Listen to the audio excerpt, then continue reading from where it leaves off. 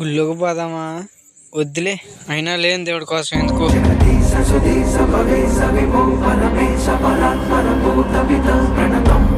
ఎందుకో మనసంతా దిగాలుగా ఉందా? సర్లే, కొద్దిసేపు పడుకుందాం.